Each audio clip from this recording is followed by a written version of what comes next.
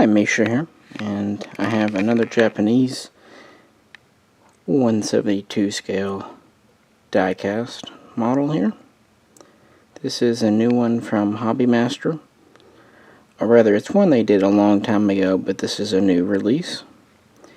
This is the Japanese Imperial Navy Nakajima B5N2.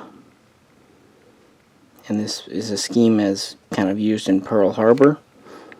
The attack on has a few different names: Type 97, Carrier Attack Bomber, which kind of is shortened to kanko in Japanese parlance, and the Allies referred to it by the code name Kate. This was actually the most advanced carrier-based torpedo bomber at the beginning of World War II, and was one of the most obsolescent at the end of the war. So just for comparison, I brought out a little A6M0 from Corgi, same die cast. You see that the Nakajima is not a whole lot bigger. And yeah, as usual, talk about the history. It's actually very hard to find a lot of history on the Kate, the kanko, and there are none surviving in the world today, at least intact and in flyable condition. I'm sure there's tons of them at the bottom of the ocean. That said, this plane's story begins way back in 1932. when the Emperor essentially ordered that the Navy update, and so efforts began for new fighters and bombers and so on and so forth. Their first efforts, including the B3 and the B4Y, were less than stellar. They were still biplanes. So in 1935, the Navy ordered a new torpedo bomber, which would be the B5. And it had some pretty loose requirements, essentially speed. They wanted it to be able to get up to at least 205 miles per hour. And it also needed to be able to fit and operate on existing carriers of the day. Therefore, folding wings were going to have to be a must.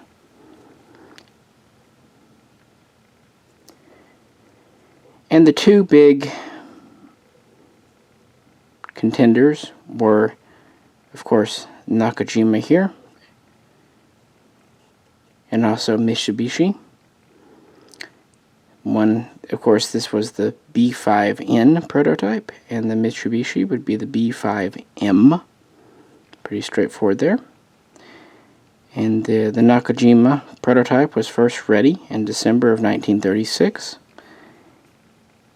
and it flew a month later in January of 1937. And then that spring it went up in trials against the Mitsubishi. The Mitsubishi actually proved to be faster, but both planes went well over the 205-mile requirement.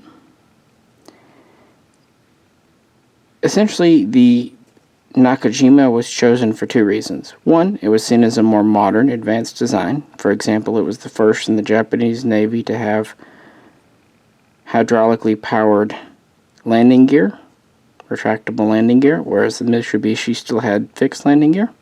It's still a tail dragger, but it's the front gear that fold up. And it also had hydraulically powered folding wings. However, the Navy, after seeing this on the first prototype, said, nah, get rid of that, let's go back to the old crank mechanical style. They were worried it was too advanced. So even though the Mitsubishi was faster, the Nakajima was fast enough.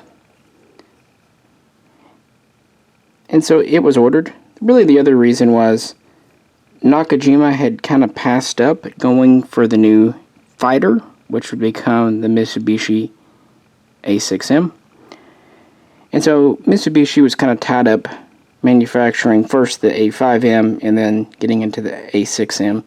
So their production capacity and all that was kind of... So they give it to Nakajima.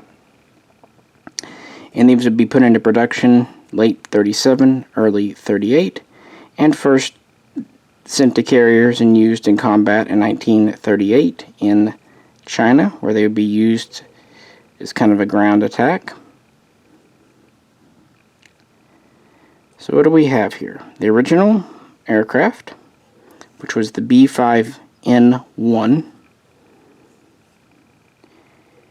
had about a 51-foot wingspan, but was only 34 feet long, had a ceiling of about 27,000 feet. It had a max speed of about 229 miles per hour, and a cruising speed of about 159 miles per hour. Had a crew of 3. You had a pilot in the front. You had a navigator / bombardier in the middle. And you had a radio operator / gunner in the rear. Let's talk about the guns. Essentially, it had none. Okay, it had one. In the rear, we have one Type 92 7.7 millimeter, so essentially 30 caliber machine gun that was literally drum fed. It was manually drum fed, not mechanically belt fed. That was it. That was the only gun in the rear. There were no forward facing guns, at least as standard. There are accounts of some of these being fitted with some forward facing guns on the wings, but I cannot verify them. Its primary weapon for offense was its torpedo, which was 1,760 pounds. It could also just as easily carry the same weight in bombs. It could carry one big bomb or 2 medium size or 6 smaller bombs.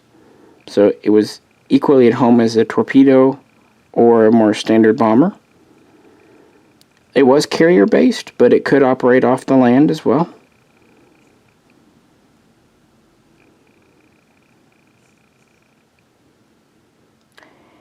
And really, its use in China showed that its speed was good. However, it had very little armor, and it did not have self-sealing fuel tanks. These features were left off to save on weight, to provide range and speed. So in 1939, an updated version, the B5N2, which this is here, was introduced and put into production at Nakajima. Now you would think the N2 would have the self-sealing fuel tanks and armor. Nope. Their attitude was, no, we don't want to sacrifice our speed, our range. Let's just put a more powerful engine in. And that's it. That's what the B5-2 was. So they actually thought, instead of having armor to take hits, let's just go faster and avoid getting shot. Okay, good theory, except the new engine really didn't do a whole lot.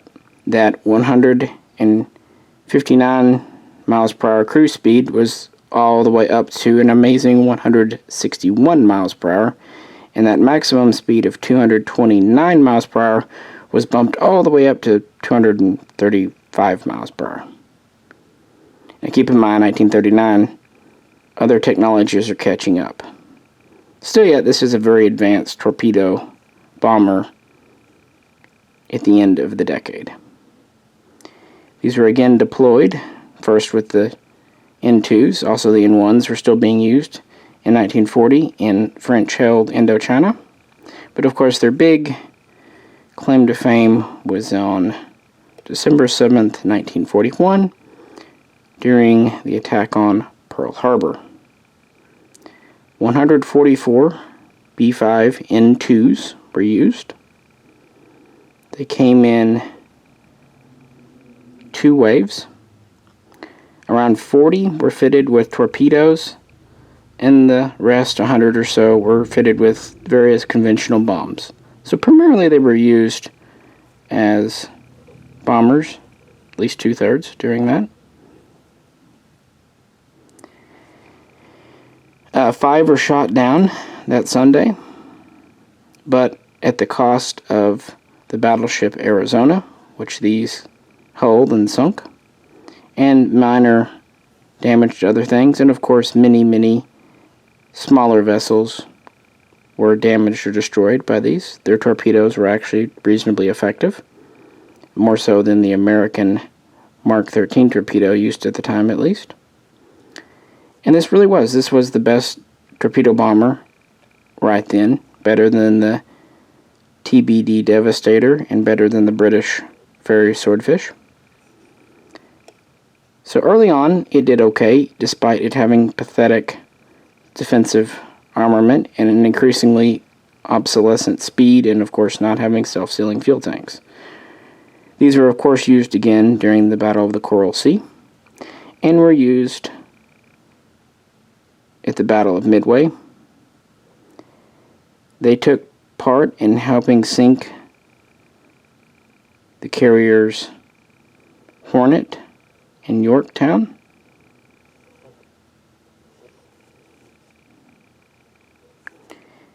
And that was pretty much it. 42 was kind of the swan song. By this time, America started to get its butt in gear. Of course, Battle of Midway was won, and changed a lot of things.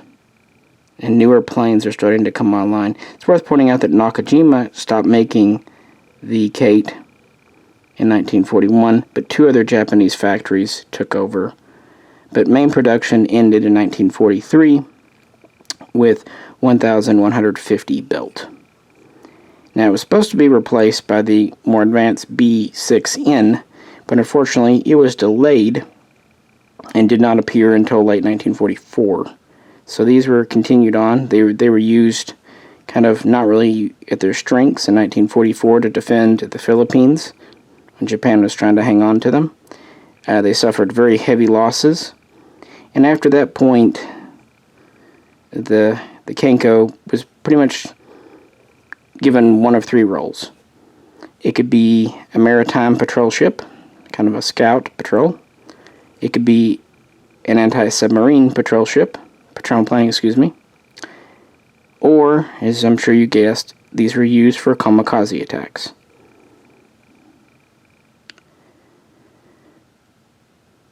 They never really did add extra armor. They really never did add self-sealing fuel tanks. And what was very advanced in the late 30s was very obsolescent by the mid-40s.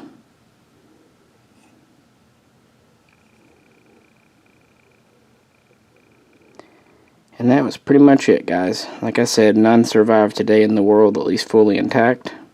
It's actually very hard to get a lot of detailed info on these as well. It's kind of the story of Japanese, not just planes, but equipment during World War II. It started off good to great, but they never followed up. You could tell that they really weren't counting on a long war. They were hoping for a quick, easy war that could be won in 6 to 8 months, and that was it. So they weren't planning for the long term. And like many other aspects, the B5 really exemplifies that. So what about this model from Hobby Master? It's your typical Hobby Master. It's pretty much all metal. Moving propeller prop. Canopy can be up or down, or open or closed, I should say. It does come with 3 crew. Landing gear can be up or down on the front. Of course, the tail gear is pretty much fixed. You have a torpedo underneath. They can be on or off, so you can display it pre or post launch. And for a World War II era plane, it's actually quite large in this scale, at least the wingspan. And has a nice heft to it, and it's kind of important for any Pearl Harbor display. Of course, we don't have many Japanese planes to pick from in this scale diecast in the first place. We have several versions of the A6M. There is one version of the Oscar, which I've done a video on. And that's pretty much it. There's a few other of the cheaper models that don't have features, like the Tony. But yeah, this is pretty much what you get in the higher end models with gear and removable ordnance and that kind of stuff, and pilot figures. And this is about the only one that Hobby Master does in 1/72 scale. Their A6Ms are in 1/48 anyway. I hope they do more, but I have a feeling they probably won't. But yeah, I said I would bring this to you. Why not, since it just came out this summer? If you have any questions or comments, please do post them below. As always, I appreciate you tuning in. And if you could, like, share, and subscribe. This is Misha, and I'll catch you very soon next time.